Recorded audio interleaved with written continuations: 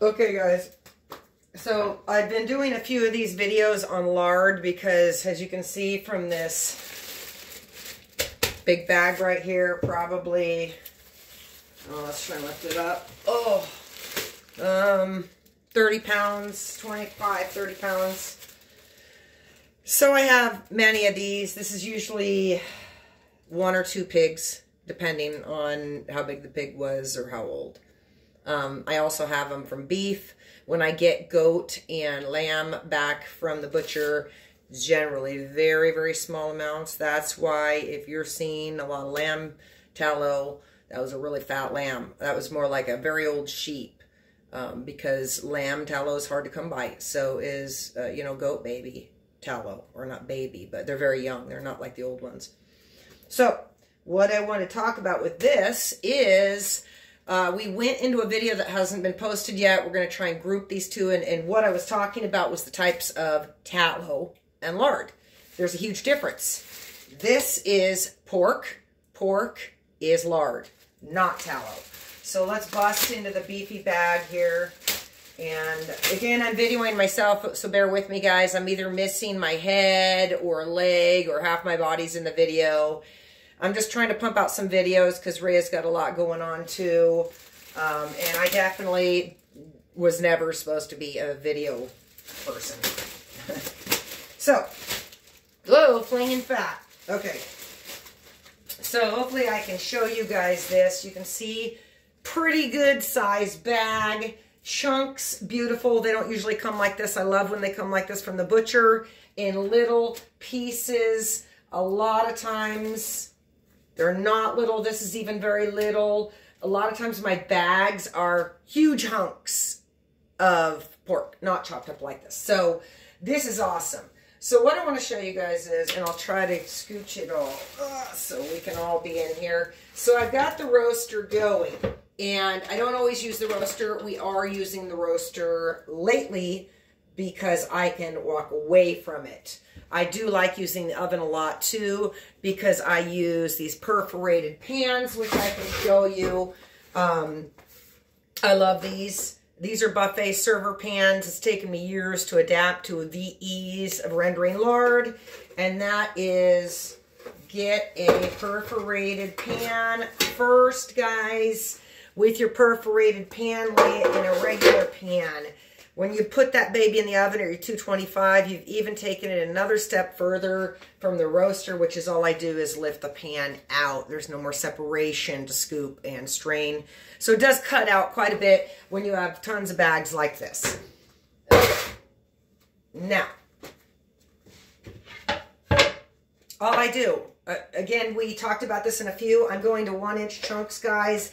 That's it. Have a few blades and a sharpener around. Don't think because it's fat, you're going to cut through with a butter knife. When you're dealing with large amounts like this, let me tell you, that blade can get dull like you're cutting dirt. It's amazing. So you're going to work your way through this the best you can. Like I say, I really prefer a 1-inch cut. I try to do bulk as much as I can. That's why you want a really sharp blade. Let's talk about real quick, and I did talk about in another video that hopefully I'm in the camera that was going to get posted with this about the types. So I'm not going to go into super detail over this being lard and the difference between tallows and the difference between an external fat like this, which people say, what is external? External is the fat on the outside of your body. You know, your muffin top and all that fat stuff hanging off your thighs. You know, when you're trying to look good in a swimsuit and it all jiggles around, that's the external fat. That's what all that is. The other fat, leaf lard, whole nother video, it discusses that's internal fat. That stuff is around your organs and just really incredible stuff. So, again, if you're sitting on a bag of fat, let's say you didn't even do it, the neighbor has rendered a hog, somebody has butchered an animal and you have access to it, get your hands on it. If you've got to do a trade or pay the neighbor and they don't want to do it, you're going to want this fat.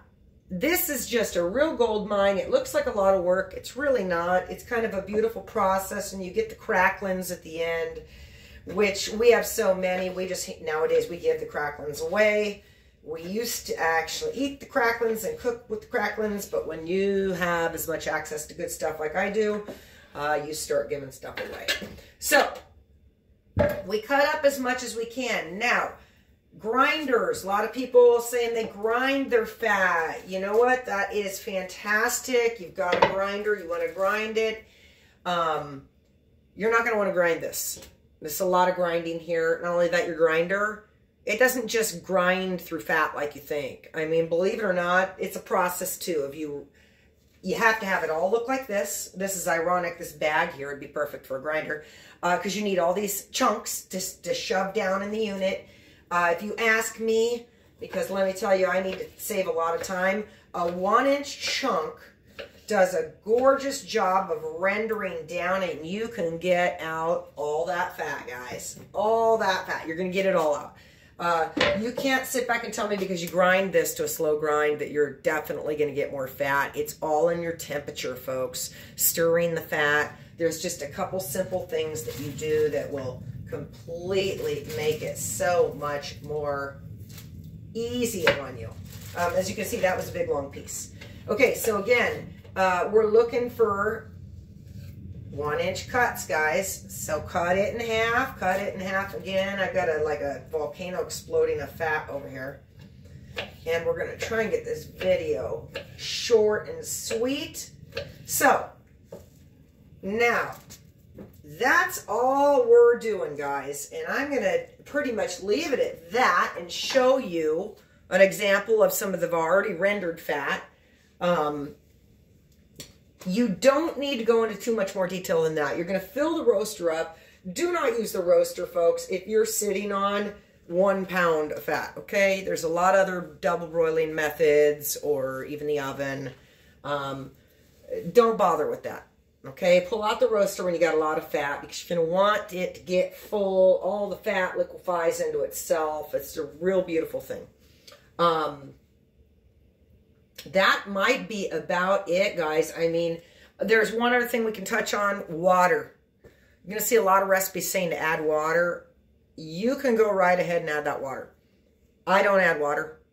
I did once, and I got moldy leaf lard out of 40 jars.